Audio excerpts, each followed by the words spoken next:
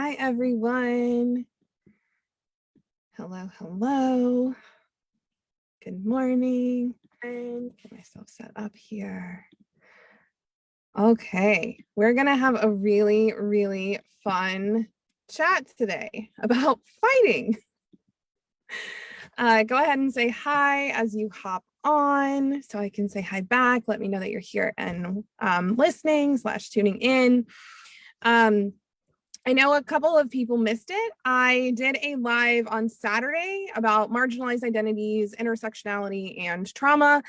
But it was on Saturday instead of the normal Thursday because I had been on vacation with my husband. So if you missed that, just you can go back and find this in the group. Good morning, Abby. Good morning, Deborah. I think I said that right. Correct me if I didn't. So we are going to be talking about fight today. Good morning, Keisha. And this is always, I love talking about fight because a lot of people, when we talk about this response, this physiological response to something scary, to a threat, a lot of people, this is one that we make ourselves feel really bad about. This is one of those responses, whether it's physiological, like there's something that is actually threatening our lives versus it is more of a trauma response, meaning that our bodies are perceiving a threat where there isn't one. I thought it was pronounced Deborah. And then I was like, wait, but maybe you're thinking that wrong. So thank you for correcting me. That's actually why I asked you, because I was like, I think I'm saying that wrong. So sorry, that was a squirrel moment. So whether this is a physiological, I actually need to fight to keep myself safe versus I feel unsafe in this situation. And so I am going to have a expression of trauma, an expression of painful past learning where I fight back. And by the way, this doesn't just mean fighting physically, this can mean fighting with your words too. Whether either of those is happening, a lot of times we make people feel bad for having this response, especially women. When women have a fight trauma response, oftentimes, especially depending on if you are a woman of color or you are a woman who holds a marginalized identity, a lot of times you are shamed and told that you are wrong for having this response, whereas men oftentimes are more praised or more, it's at least more socially acceptable for them to have the fight response. So we're going to talk about that a little bit. We're going to talk about how you can identify when you are in a fight response, when you are expressing an expression of trauma through this fight mechanism. And we're going to talk about adrenaline addiction, which I alluded to in a post that I put up yesterday. This is one of my, I think is the most interesting things in all of the studying and education and learning that I've done in regards to trauma. The adrenaline addiction is real and it's tied to some other things that happen in other trauma responses. So I'll go into that. So I want to just start off with talking about what the fight response is. So we, a couple of lives ago, we talked through the F's of the fear responses that we have as mammals, as animals, right? The very first one is fight. Fight is, I am going to use my strength, my skill, my energy to convince whatever threat, whatever actual threat is in front of me, that I am bigger, that I am stronger, that I can take it out, that it doesn't want to mess with me, because if it does, it's going to get hurt. That is the purpose of fight. Now, what I also want to say is this, is some animals, they don't, there's debate whether or not fight is the very first physiological response for all animals, or it is only the first response for predators, for animals who are predators. There is an argument that flight might actually be the first physiological response in some animals that are not predators, that are usually seen as more prey, but that's neither here or there today. Today, I'm just going to talk about fight being the first one, because as humans, we are predators. We kill things to sustain our lives. Not all of us, but our species as a whole does that. We eat meat, we eat other animals. So the fight response is basically saying, hey, don't mess with me. You're going to get hurt. You don't want to do this. This is activation of the sympathetic nervous system. When the sympathetic nervous system is activated, our body is flooded with adrenaline. And adrenaline is actually kind of a colloquial term for two different chemicals that are released into our body. And these are epinephrine and norepinephrine. These are the chemicals that tell your body, get ready to fight or get ready to run. But they are chemicals that put our body into motion. And they also stimulate the release of cortisol. And cortisol is a chemical, is a hormone that tells the rest of our body, hey, we just dumped a bunch of norepinephrine and epinephrine into our system, which means that our cells are going to be using more energy. So we need to be prepared for that. We need to make sure that our energy source stays at a high enough level that our cells can keep working so that we can keep fighting or we can keep running. So y'all know what it feels like to be sympathetically activated. You know what this feels like. If you have ever experienced rage, if you've ever felt absolutely irate at something, if you have experienced significant anger, frustration, right? That is your sympathetic nervous system getting activated by something that feels threatening. Now, guess what? That thing that feels threatening isn't always actually threatening. A lot of times it's not threatening. It is a perceived threat, right? So let's talk about what a physiological threat, an actual threat is versus a perceived threat. So an actual threat that causes the sympathetic nervous system to get activated is something like you get in a car accident or you witness a car accident and there's somebody pinned underneath of the car. No problem, Holly. Glad you're here with us. There's somebody pinned underneath of the car. So somebody's pinned underneath the car. I am going to fight. Fighting is me fighting the car. Right? Fighting is me lifting this car or doing anything I can, mobilizing into action against the threat, not away from the threat, against the threat in order to neutralize it, in order to make it not be threatening anymore. And so this is an important distinction because a lot of times people think that the threat has to be directed towards you in order for you to have a response, and that is inaccurate. The threat has to be directed towards something that you deem important, that you love, that you care about, that you feel like deserves you fighting for it. So this is the kid trapped under the car. This is when somebody says, or when somebody threatens, actually physically threatens someone that you love, right? And maybe you're smaller or weaker than this person who's physically threatening the person that you love. It doesn't matter. You go into fight response. You go into, I'm going to do whatever I need to protect my child, my partner, this person that I really care about in order to try to neutralize this threat. And I'm willing to risk my own life. I'm willing to put my life in danger in order to neutralize this threat. So that's physiological threat response. When somebody is actually trying to hurt us or something or someone that we care about, we mobilize and we move to try to fix it, to try to neutralize the threat. A trauma response is where we have maybe been in situations before where our lives have been endangered, where we've felt like somebody is threatening us, where somebody has actually threatened us. Maybe somebody has hurt us physically or sexually. Maybe somebody has threatened several times, who is bigger and stronger and faster than us, to hurt us if we do something. And at the time, maybe we couldn't fight. At the time, maybe we were a little kid, maybe we were unable to fight this person off. And so we probably went into other trauma responses at that time, or other fear-based responses, threat responses. And now, as a grown human, as a grown person, somebody says something to you that reminds you of that person that hurt you before. And now we're bigger, and now we're stronger, and now we're faster. And so we want to fight now. It feels safe for us to fight in this situation. We no longer go to a mobilization, we go to fight because we can now.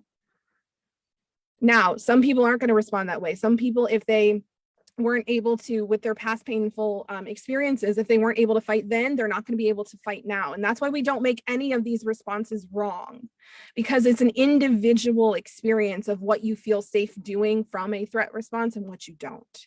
So please hear me in that. None of these responses are wrong. If you're somebody that you're like, I like literally never fight, I don't fight ever, that's okay. That just means that your nervous system doesn't feel safe fighting.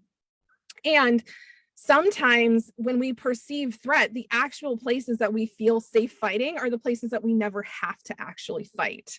So I'm going to give you an example of this. Road rage, right? When you're in your own car and that person can't hear all of the expletives that you're stringing off to them, they can't see you flipping them the bird, they can't hear you calling them like some really nasty things, and you're not actually physically hitting them with your car, right? A lot of us go into fight in road rage when people do things to us there because it feels safe for us to fight. It feels safe for us to spout off at the mouth. It feels safe for us to puff up in our bodies and do whatever we do, because we know that that other driver can't actually hurt us. Or like the likelihood that that other driver is going to hurt us is very low. We oftentimes, if we have trauma in our past, if we have, or where we have painful past learning, we will use the fight response in our lives today if it feels safe to do so. If we now feel bigger, stronger, and faster, or more skilled than whatever we feel like is threatening us. So this is why you can be the child of the parent who screams and yells and scares the crap out of you, where you feel physically threatened, and you can become the parent who screams and yells and scares the crap out of their kids. And there's usually a lot of shame wrapped up in this, right? There's a lot of shame as somebody who is a yeller, or was a yeller, I should say, as somebody who yelled a lot. I don't even want to give myself that characteristic, catching my language there. As someone who used to yell a lot, as someone who used to be forceful and more authoritarian than authoritative with my kids, because that was what I knew, there was a lot of shame tied up in that, because I remembered being parented like that, and I remembered it not feeling good to be parented like that. And I also am noticing that when my kids do something that feels threatening, and you might hear that and go like, well, what could her kids be doing that feels threatening? When my kids do something that I was taught was a shameful thing to do, I am responding to them with fight and an attempt to get them to stop doing that shameful thing, actually as an act of protection, not from a mean place. If my kids do something and I yell at them, it's not coming from a place of, I want to make you feel bad. It's coming from a place of, oh my gosh, I have to get you to stop doing that thing right now, because that's not a safe thing for you to do. Because my nervous system is saying that's not a safe thing for them to do, right? Because that's what it learned. This is how trauma responses and trauma patterns repeat themselves over and over. This is how, why children of abuse oftentimes become people who abuse others, or can become, I don't want to say often, can become, are more likely to become people who abuse others, is because of this shame that's getting passed down from nervous system to nervous system. So fight response, right? Like I said, there can be some issues with marginalized identities with this. Certain people are allowed to fight and certain people aren't. I can think of the very not nice term of angry Black woman, ABW, a term that women of color, brown and Black women, oftentimes know very well. Don't be an ABW, because when you fight, You are more threatening to other people than white women when they fight, or white men when they fight. There can be cultural pieces here. It can be more acceptable for certain identities to go into this threat response than for others. And there can be shame tied up for certain marginalized identities if they experience and externalize the fight response. So this is something that's really important to understand. So how do you fight? You know, fight. We kind of talked about what this feels like in your body: rage, frustration, anger, like you're irate, you're seeing red, you're going blind, right? And fight can feel, like I said, like a shameful state to be in, because for certain people, they have been taught that fighting is shameful, right? So I know for myself, the things that really, really bring me into a fight response, the things that trigger me into a fight response, are typically when I see people doing things that I would have never been allowed to do, that I was shamed for doing. When I see people being disrespectful, disrespect is a huge one for me that brings out fight, which is so interesting, because when I am in that fight response, I am not being respectful towards others, which then causes further shame if I don't understand what's going on, right? So this can look like I said, there's certain things that can set this off for you, like people being disrespectful, people not taking their turns or waiting for their turns, people being greedy, people being selfish, people being people being something that when you grew up, you learned, like, you are not allowed to be that way. That is wrong. That is not okay. And when people direct that behavior towards you, that you were never allowed to experience, that you were never allowed to sit in, that you were never allowed to be, that sets off your threat response. And if it feels safe for you in that moment, you are going to fight back. Fight response can also be passive aggressive. Anyone out there passive aggressive with certain people in their lives? Anyone super sarcastic? Anyone make some really nasty remarks? Those are pokes. Those are, hey, you just riled up my nervous system, and so I'm going to rile up yours back. I'm going to send you into fight response, and then I'm going to sit back and be like, oh my gosh, why are you fighting me? Right? This is taunting. This is poking your enemy and trying to get them to slip up. But this is a form of fight.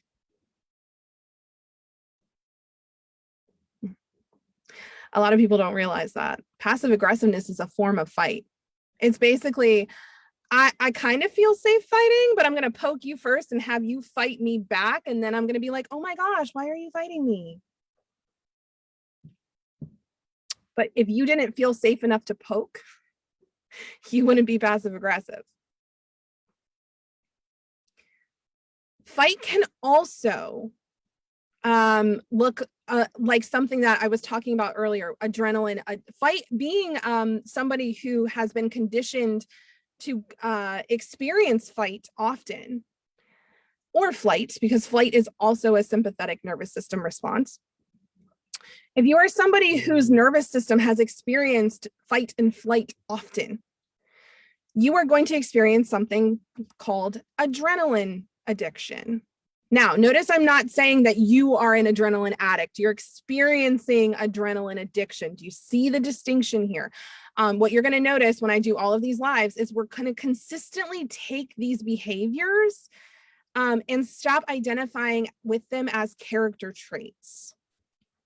If you work with me and you have an addiction to something, you participate in addictive behaviors, you are not an addict. If you work with me and you display anxious behaviors on a consistent basis, you are not anxious. You are not an anxious person. You are a person who has anxiety. You are not a depressed person. You are a person who experiences depression. So you are not an adrenaline addict. You are a person with adrenaline addiction who experiences adrenaline addiction. People who had their sympathetic nervous systems consistently activated as children oftentimes will become caring professionals, or people who put themselves in positions where they get to fight against illness, fight against the other side war, fight against the other side lawyers, justice, law. If you find yourself in a position where your job is to go into work and do battle against sickness or injustice or corrupt governments or anything like that. And by the way, we label most of those jobs as being caring professionals. Isn't that interesting? People who go into jobs working in the emergency department or the intensive care unit, or being an EMT or a medic, or being a soldier, or being a lawyer, or being someone, or being an activist, someone who fights for something. Oftentimes, this is the serving behavior that comes out of this shadow side of, I never got to fight when I was younger and I want to fight now. My sympathetic nervous system got activated all the time and I never really got to carry out those actions, but I was bathed in those chemicals over and over and over and never got to find a way to release them. And my system is used to getting bathed in adrenaline. My system is used to getting activated. And oh my goodness, now I am an adult and I can not only choose a way to have my system get activated, but also then participate in the fight response, which I always wanted to do and I never could. These are your doctors, oftentimes. And again, this isn't every doctor, this isn't every caring professional, but these are a lot of the people who go into becoming physicians, nurse practitioners, nurses, healthcare practitioners, military, police, law enforcement. Am I poking any, am I calling any of you in right now with that? Anyone going, ooh, that's me. That was me too. The reason I'm able to say this kind of flippantly and with a smile on my face is because this was me, y'all. This was me.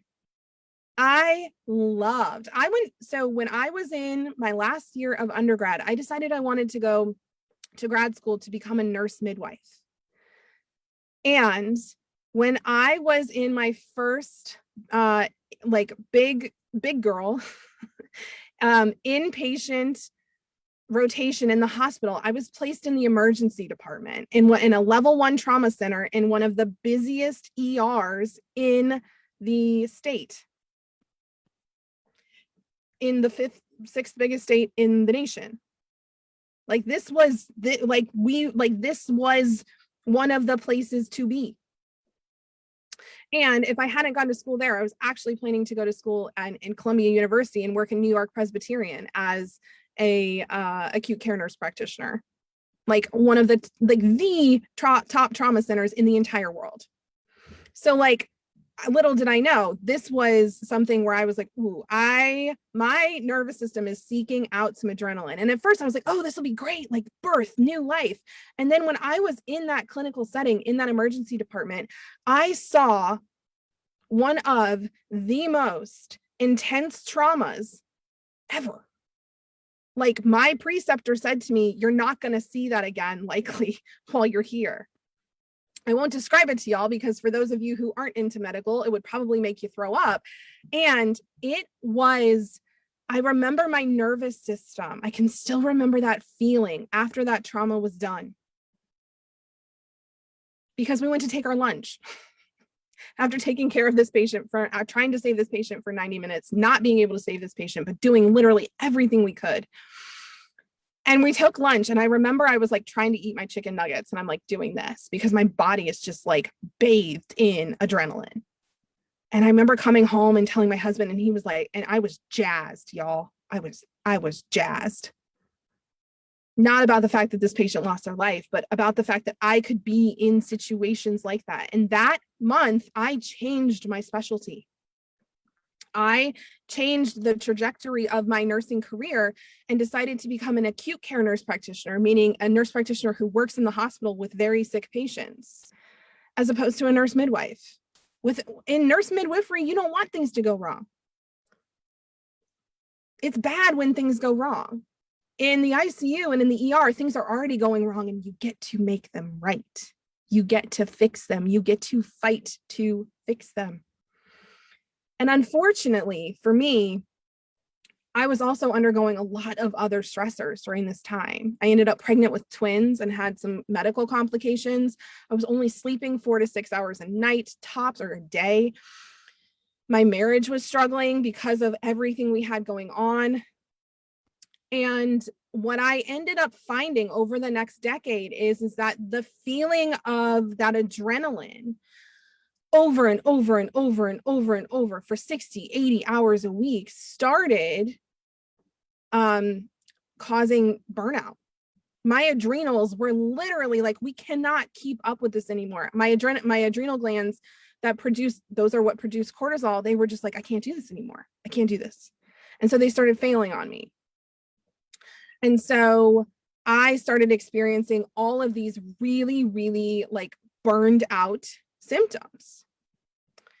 And it got to the point where when I had already started this coaching business, I was starting to notice like, wow, this is actually like over here, I get to feel calm. Over here, I get to feel connected with other humans. Over here, I don't always have to be solving the problems. I don't always have to be fighting. I don't always have to be in this threat response.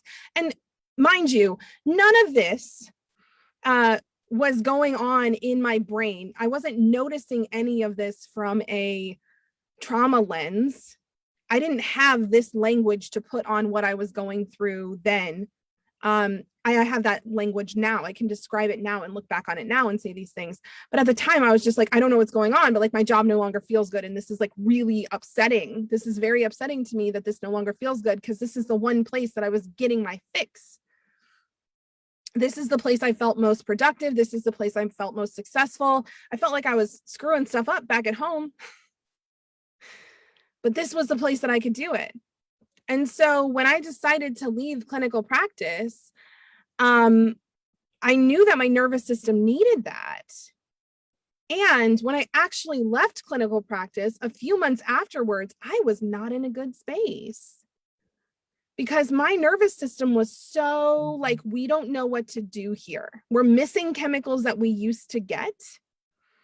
We're starting to get more rest. We're starting to feel better physically, but also like things are just, I was going through this new regulatory process, and I missed being able to help people cheat death. I missed being able to fight death.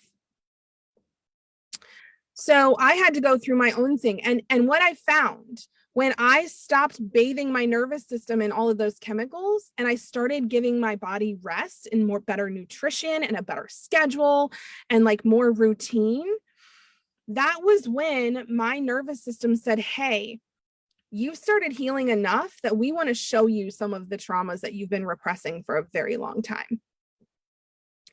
And so I actually ended up, and I've talked about this previously, but I ended up in one of the, I call it my dark month of the soul. It wasn't a dark night of the soul. It was a dark month of the soul. In June, I ended up in a significant prolonged emotional flashback due to some PTSD, some complex PTSD, on vacation, 16 hours from my home with my husband and my kids. And I am so grateful that that happened. And at the same time, what a lot of people don't know is this, is that when you start to heal your nervous system, when you start to when you go into recovery, that's really what this is. When you say, hey, I don't want my nervous system to be addicted to adrenaline anymore.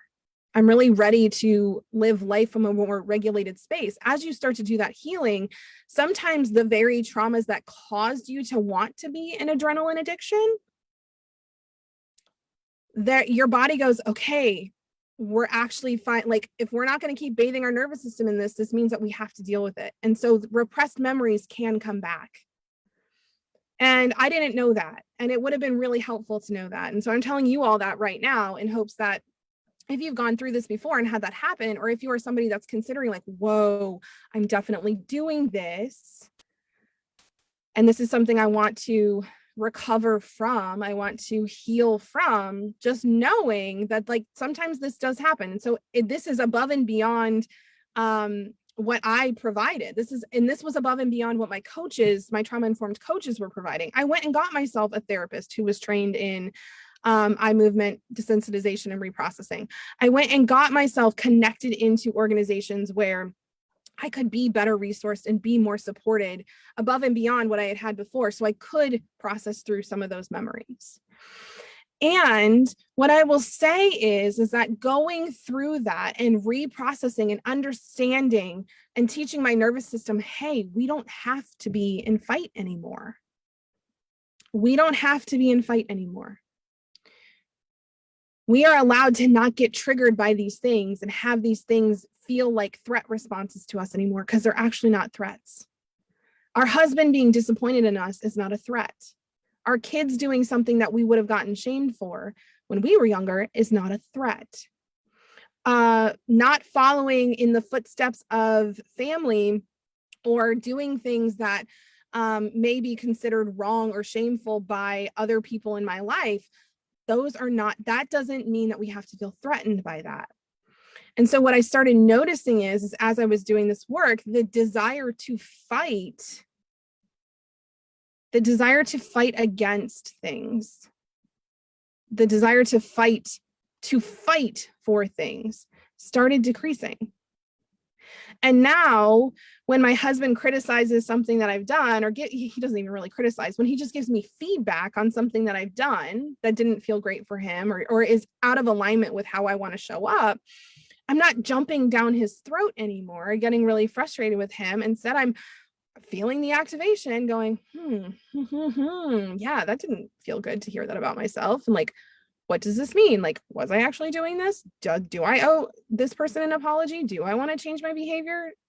I can actually have that thought process now instead of jumping into fight and saying some things that I don't want to say, or going into passive aggressiveness and saying, yeah, well, I might have done this, but you did that. And then like switching the conversation around, or doing things that just generally don't actually help me in that situation, but help me feel safe because my nervous system felt threatened.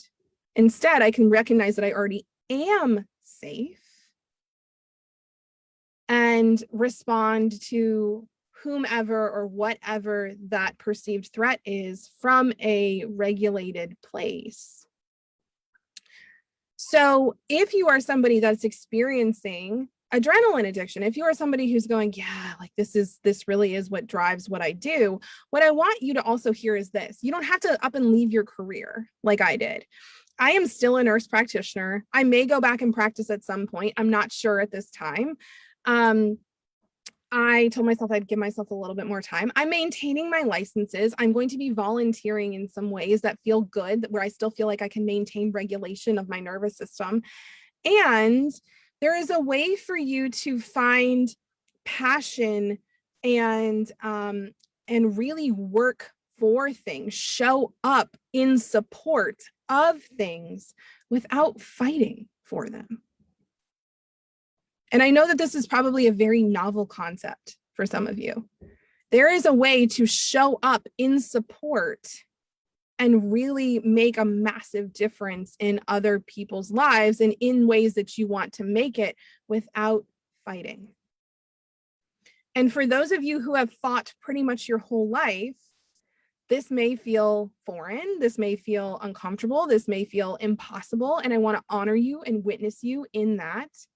And just invite you to consider the possibility that being in threat response, being emotionally activated, having that sympathetic nervous system running all the dang time, is not necessarily serving you. And in fact, there is a more regulated, better feeling way to do the work that you want to do in the world without being in fight mode. So the last thing I want to say is this, is that fight mode is oftentimes contrasted in relationships with freeze or flight or fawn. So if you're like, I don't go into fight mode, what I want you to actually notice is if the people around you are fleeing, if the people around you in certain situations are trying to get the heck out of Dodge, if people in certain situations start fawning, meaning they are participating in people-pleasing behaviors to try to control whatever you are doing. If you're noticing your children fawning, oh my gosh, mommy, I'm so sorry. What do you need? Oh, I was such a bad kid. What can I do? If you notice the people around you freezing, if you notice them going into tonic immobility where their brains are racing and they're going a million miles a second, but maybe all they're saying, but their eyes are downcast and they're contracted and maybe all they're saying to you is, okay, yeah, sure, fine. If you have people in freeze, if you have people in fawn, if you have people in flight around you, I want you to consider the fact that although it doesn't feel like you are in fight, you probably are. Because fight, the goal of fight is to make the person across from you not feel like they are as big of a threat as you are. And if the person across from you or the person with you, the people with you, feel like you are a bigger threat, that means they can't fight. And that means that they need to go into one of these other threat responses to try to manage you because you are the threat to them. So a little bit of harsh truth there, a little bit of maybe like, oof, right? When you start to think about that. And it's very helpful to understand and to know that. Now, sometimes people are going to go into fawn and freeze and flight around you because of their own things. And you're not actually threatening them at all.